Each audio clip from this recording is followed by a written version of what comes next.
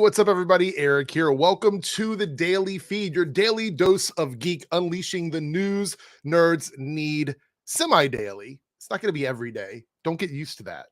Anyway, it's kind of dark here. Let me turn my light on there. Hope everybody's having a great afternoon on this Tuesday. Is it Tuesday, May the 30th? I believe it is Tuesday. I'm losing track of my days here. We have a few stories to talk about today, and I'm very excited to bring these to you. But shout out to all the people here in the chat live with us with the daily feed. These are going to be sometimes live, sometimes recorded. So you have to make sure you're paying attention, turn on notifications for future content on the channel. So the topics we have today, we have some stuff from Deadpool. It's kind of fluctuating news. We have some rumors about people appearing, but mostly it's about the on-set situation because of the writer's strike. We're going to go over that, and I'm going to give my thoughts and opinions on that. We have some stuff from the Arrowverse. We have potential crossovers. I'm really excited to read through them with you so we can talk about what could have been and what may have happened if they were given more time in our beloved Arrowverse. We also have some stuff from David Ramsey. Yes, more Green Lantern news. Like, I feel like this is the never-ending story when it comes to the Green Lantern. So, we'll talk about that as well. And we have some, I guess, breaking news about the Flash movie in regards to Ezra Miller and whether or not Ezra Miller would return to reprise the role of Barry Allen, the Flash, in a sequel if possible. And we're going to start out with that. Shout out to all the people here in the chat. We have a bunch of people hanging out. Thank you so much to the Team Airrick members and the Airricverse here. We'll do some more shout outs at the end of this, but let's go ahead and get into our stories. Here's the first one. And I'll be honest, this is one of those stories that just kind of, I don't know, I don't think there's going to be any like 100% right way to handle the situation when it comes to Ezra Miller, because obviously there's all the drama that's happened with Ezra over the last year and a half or so. And a lot of people were wondering if the movie does well, which, I mean, there's speculation that it could possibly do well. Would that mean that Ezra Miller would continue on? Would they continue on as Barry Allen in the film? Now, ultimately, I think James Gunn and Peter Safran would make that final decision. Like, if it were up to anyone outside of the director and the people putting together the film, it would be James Gunn and Peter Safran. So I think ultimately it's going to be their decision. But this article talks about what was said in terms of Andy Muschietti. So it says, despite the controversy swirling around the Flash star Ezra Miller, director Andy Muschietti has made it clear that he would bring back the troubled actor if Warner Brothers decided to move forward with a sequel to the DC superhero flick. Goes on to say, if a sequel happens, yes. Muschietti says of a possible Miller return to an upcoming episode of the Discourse podcast. I don't think there's anyone that can play the character as well as they did. The other depictions of the character are great, but this particular vision of the character, they just excelled in doing it. And as you said, the two Barrys feel like a character that was made for them. Hold on a second. Pump the brakes, Andy. I need you to pump the brakes for a second. Grant Gustin has killed it as Barry Allen. And it's almost like there's no definitive answer in there when it comes to which one is better, because Andy says, I don't think there's anyone that can play the character as well as they did, talking about Ezra. So that would insinuate that Andy believes that Ezra is the definitive Barry Allen, the definitive Flash. And then goes on to say, the other depictions of the character are great, but this particular vision of the character, they just excelled in doing it. So total disrespect to John Wesley Shipp, total disrespect to Grant Gustin. I am like, okay, all right. Are we really going to say that no one can play this character better than Ezra? I'm going to have to see the movie to make up my mind, because I honestly cannot co-sign to that. I can't believe that personally. We have some people in the chat who are also sounding off here. We have Robert Blake saying, John Wesley Shipp is awesome too. I agree. Darren here says Grant is the Flash. Yeah. I'm not going to make any statements on which one I think is better, but look, I'm going to let you folks in on something. I think Grant Gustin's always going to be my Barry Allen. I don't know about you. I think Grant Gustin is always going to be my Flash. That's the way I feel about it. But good luck to anybody that takes over the role. and I hope that they, may the odds ever be in their favor. We're not done with the article, though. Muschietta's fellow producer, Sister Barbara Muschietti, added that Miller was brilliant and the most committed and most professional actor while shooting the movie. Ezra gave everything for this role, physically, creatively, emotionally. They were absolutely supreme. I can't speak on that. I wasn't on set. But let's just kind of recap what's been happening here. It remains to be seen whether Miller's actions will have an impact on the film. Last summer, Warner Brothers met with Miller to decide how best to proceed. The actor then released a rare statement on the matter, saying that they had recently gone through a time of intense crisis and were facing complex mental health issues. Miller also signaled that they had begun ongoing treatment and were committed to doing the necessary work to get back to a healthy, safe, and productive stage. They're dealing with mental health issues, but they're well. We talked to them not too long ago, but they're very committed to getting better. This is the important part. Miller has not spoken on the matter with the press so far beyond the initial statement. Not only has Miller not spoken to the press, but I don't think we as the public have actually seen any commitments to getting better. And I think that's a problem. I think if Ezra wants to show that the work is being put in and that things are going to get better, then we have to see something. Am I the only one in that camp? I need to see something that shows to me that time and work and concern and actual effort is going into correcting some of the problems. Because even now, I don't believe that someone is completely, like, I don't think you can, if you do something, I don't think that there's not an ability to bounce back from something when it comes to mental health. But I think we have to see that happening. And I don't think we've seen that yet. So for me, I need to see more. All right. Here's the thing. If you're watching this on playback, make sure you leave your comment down below and let me know your thoughts and opinions on this update about Ezra Miller and whether or not you agree or disagree with anything that I talked about here. I'm very curious. Let's move on to the next topic. We have David Ramsey here. Updates on Green Lantern. This Arrowverse is down right now. We don't have any more shows to like tease with. So at this point, unless it's going to be on Superman and Lois, I don't know where it's going to happen. Anyway, this is an exclusive interview with David Ramsey over at Cosmic Circus. Shout out to Cosmic Circus. Let's read these answers. This is absolutely hilarious to me. And for a little while there, it looked like you were going to become a Green Lantern. I know that he ends up rejecting the ring, and David says he does. What ring?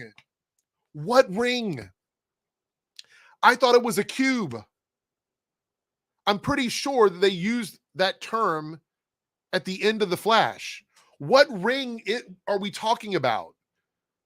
The green light? That was never confirmed as an actual ring. It was called a cube. Anyway. All right, but did you want him to put it on? Did you want him to play the Green Lantern? Did you want to play the Green Lantern sandbox? David responds, yes, I think we successfully teased it for a number of years. You don't say. The fans were expecting something, and I think, there were a lot of reasons why things don't happen. It's kind of like, do you have a week for me to talk about this? There's so many things above my pay grade that happen that you will never know that happened behind closed doors, and that's fine. But yeah, I think just to answer your question, it would have been great to put the ring on and put my feet in the boots of Jon Stewart. I mean, this is probably, look, if you look back at the Arrowverse, there's a few things that are going to stand out as being unanswered questions, things that we as fans are really just not going to get answered. For me, one of the biggest things is this Green Lantern stuff. Like, what was this? He's saying that he would need a week to talk about it. Was it really that developed behind the scenes? Was this really something that was that developed behind the scenes that needs that much time to talk about? Anyway, they ask another question here. I agree. I would love to see you as Green Lantern. You did find the ring in the Arrowverse series finale, or the Arrow series finale. And I remember that being a really cool ending for Diggle as a character. Did you know that you weren't going to become a Green Lantern? And he goes on to say here, oh, no, not at all. There was a legit plan. That doesn't sound very confident. But, things change. And I don't know if it's unfortunate because I'm a fan of the genre and you have on a WandaVision shirt. All right. I guess he's talking about the person interviewing him. I think that anytime you do a superhero content and it's good for all superhero content, right? So I'm kind of excited to see what James Gunn and the team will do with Green Lantern and Superman and the Flash. I'm excited about all that. Will I be a part of it in its current iteration? Probably not. But who knows what happens down the line? And again, man, I'm a fan of the genre, so there's some disappointment, but at the same time, I'm excited to see what happens next. I'm going to go out on a limb and say that this was never going to happen. Right? This is my take on this before we move on to the next topic. I think they teased the Green Lantern thing at the end of Arrow because they did not have any intention to pay it off.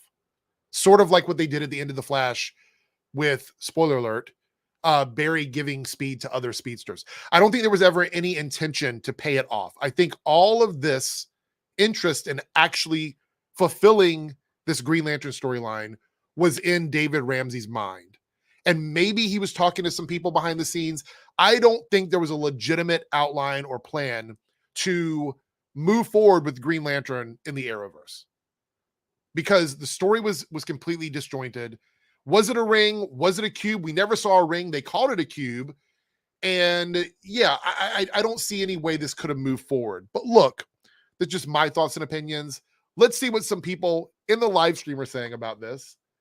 And yeah, Pup says, gotta let it go at this point. Not going to disagree with you there. Gwendolyn in the house. Good to see you, Gwendolyn. We're over it. Well, I am. We didn't get a Green Lantern on DC TV, and I thought it was sad, but I'm over it now. Besides, I doubt they would do it justice. I'd rather have a Green Lantern show. They keep delaying. Exactly. Thank you so much for your input. Let's move on to our next topic, still in the Arrowverse here, and still kind of connected to the Green Lantern stuff. Arrowverse's final crossover event was originally way better, reveals producer.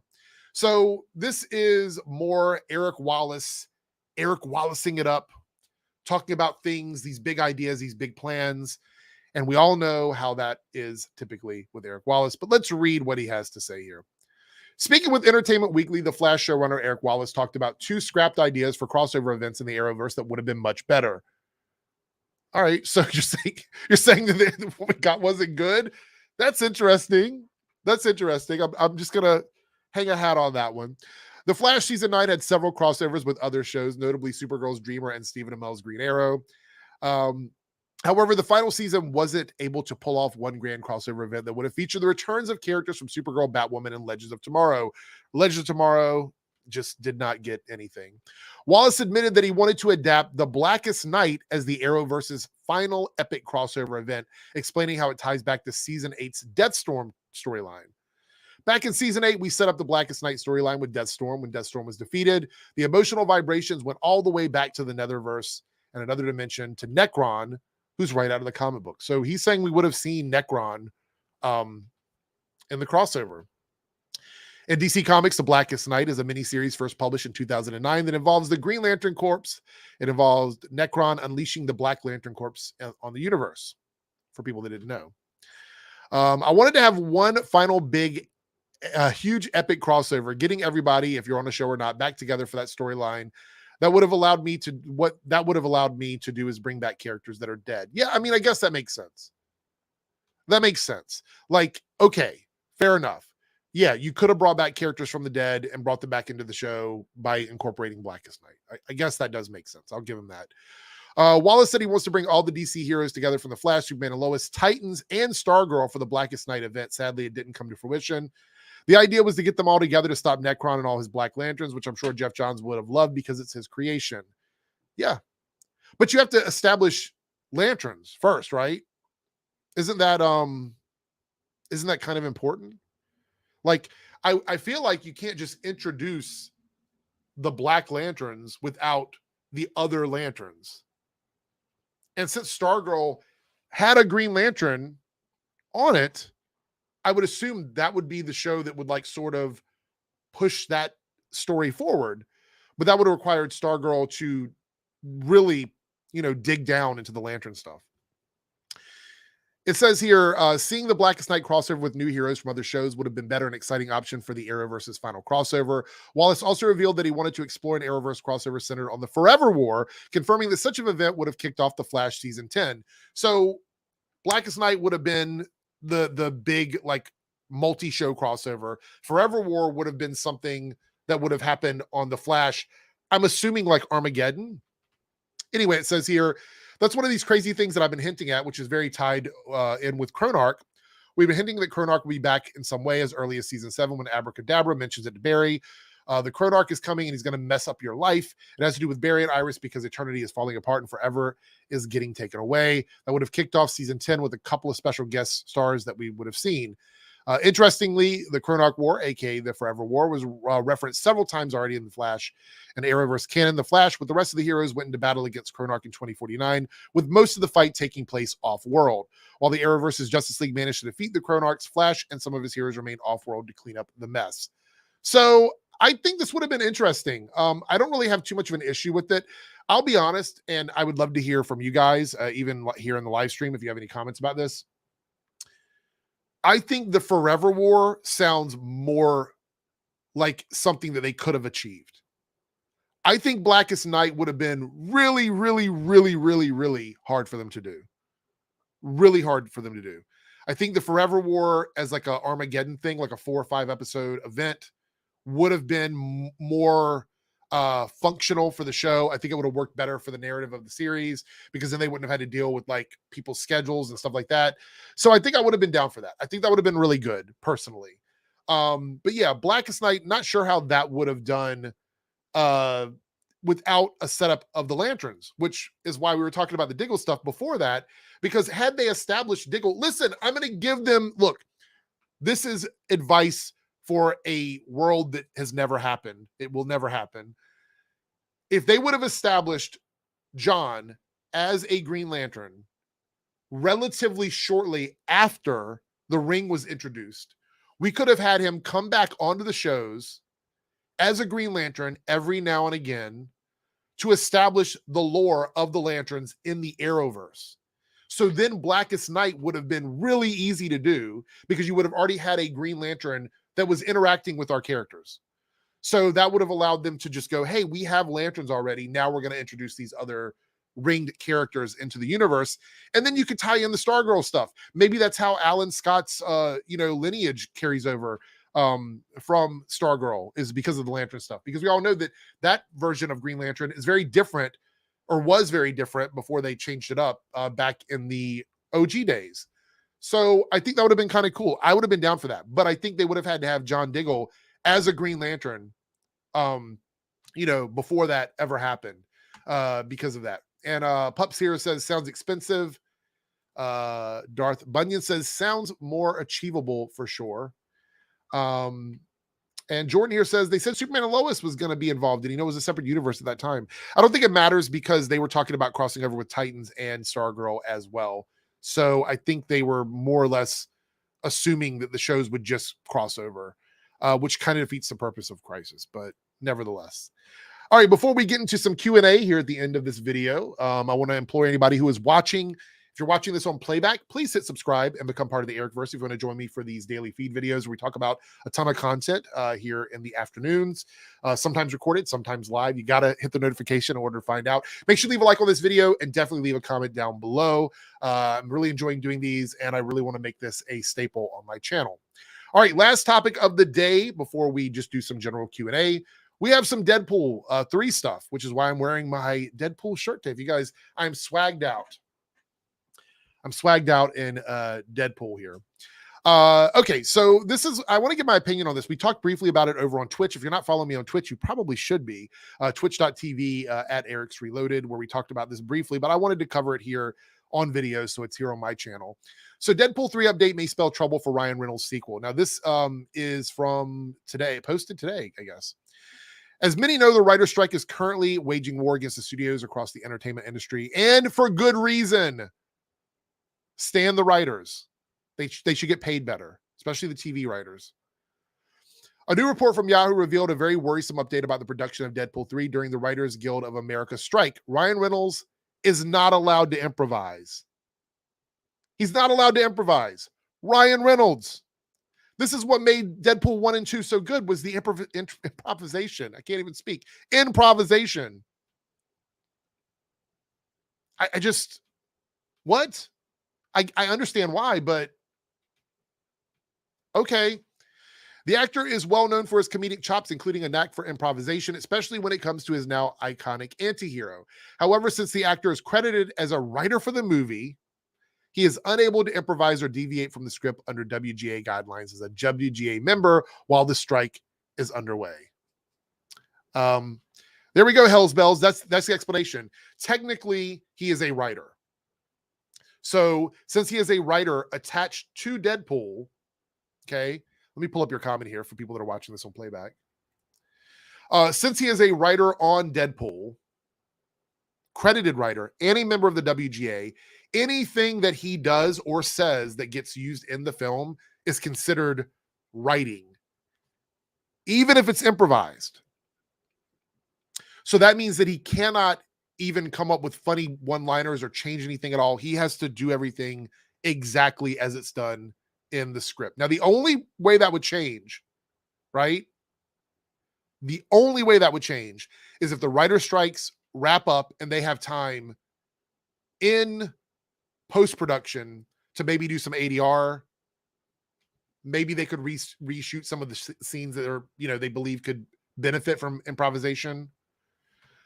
Here goes, though. There's a small loophole, however, that Reynolds is a producer for the movie. Technically, per WGA rules, producers are allowed to make casual, minor adjustments in dialogue or narrative made prior to or during the period of principal photography. So it's quite possible that maybe there is some stuff that he could possibly do on set that is allowed. I have to dig more into this. We'll update this story once I go through and look through all the rules. Because right now there's a lot to read through and I just didn't have time to do it today. But if this loophole works, that means that there's a possibility that Ryan Reynolds could actually do some ad-libbing. Maybe. However, when it says casual minor adjustments in dialogue or narration, there might be an amount. Like maybe it's a sentence. Maybe that's what it is. It could be something very tiny, a very small amount of dialogue that can be changed in the movie per the rules. So we'll have to wait and see. If you're watching this on playback, this is the final official topic of the video. So if you're watching this on playback, give me your thoughts and opinions on this down below. I am very curious to what everyone thinks about this and what this means, moving forward with Deadpool 3. By the way, there's a bunch of people cast in Deadpool 3. We'll follow that up in a later episode this week once they've announced more people. Might even save it for the after party. So if you're not subscribed to the channel, notifications turned on, you definitely need to do it. There we go. All right, that's all of the official topics. Now we're going to do a general Q&A. If you have any super chats and you'd like to support the channel, super stickers, anything like that, now would be the time. We're going to do about a 7-minute Q&A in today's stream. I want to thank everybody for being here. This is a new addition to my channel, and I'm hoping to make it, again, a staple. And yeah, it's something that I'm really enjoying doing. We have a comment here from Cody. As far as I know, all the studios have struck a deal with the writers. Netflix is the one holding up the resolution. Yes, thank you for mentioning that. I did see that yesterday. So if you want to be mad at someone, if you want to be upset at Netflix. It seems that Netflix is the one studio that will not make a deal. They're the last group of people that are not making a deal with the writers. So if you want to be upset about it, you know what to do. Just kidding. It's Netflix though. It looks like Netflix is the big bubble holding up the bursting of the bubble there. All right, Darth Bunyan here says, I'm intrigued by what you said in the previous video about Iris possibly getting a cameo in Superman and Lois.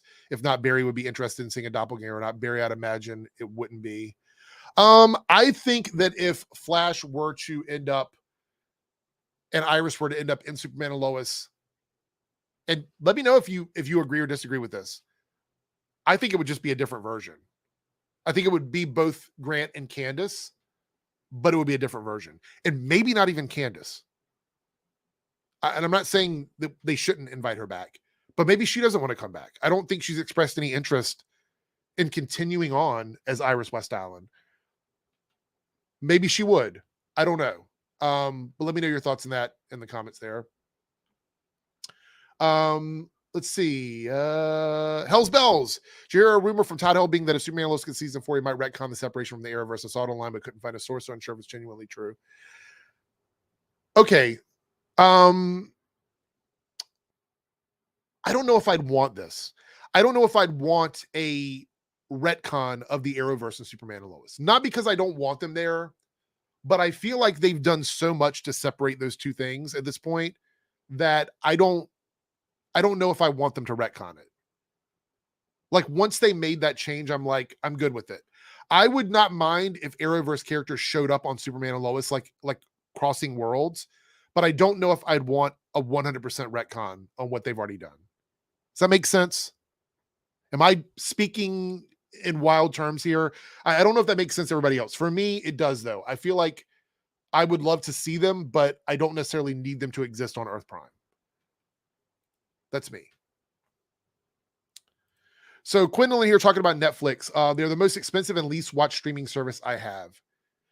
You know what's wild is Netflix has the most minutes watched in terms of like, internet provider service providers for streaming. If you go and you look at like the top 10, most of it is Netflix because they have so much like bingeable content. So, like 5,000 seasons of Supernatural or something. But Netflix is very consumer. They're not consumer friendly anymore. The whole password sharing thing is making people upset. I get it. I understand. And I agree. I don't really use it outside of my house, but some people do. Some people travel a lot. Some people have kids that are in college. Some people have family members that are in the military. And you're bleeding those people dry by introducing this really messed up system. So I'm not a big fan of what they're doing. And yes, they are very expensive. Let's see. Maddie says the Flash was already marketed as the end of the Arrowverse. The end of the Arrowverse. I'd rather it stay that way. I don't disagree with you, Maddie. I think that's totally valid. Thank you for the comment. Mike Watson says this way they can have their own stories and not have to rely on past storylines. I think you're referencing the retcon in the Arrowverse. Did you make a comment earlier that I missed? Not sure if you did. I think that's what you're referencing, but correct me if I'm wrong.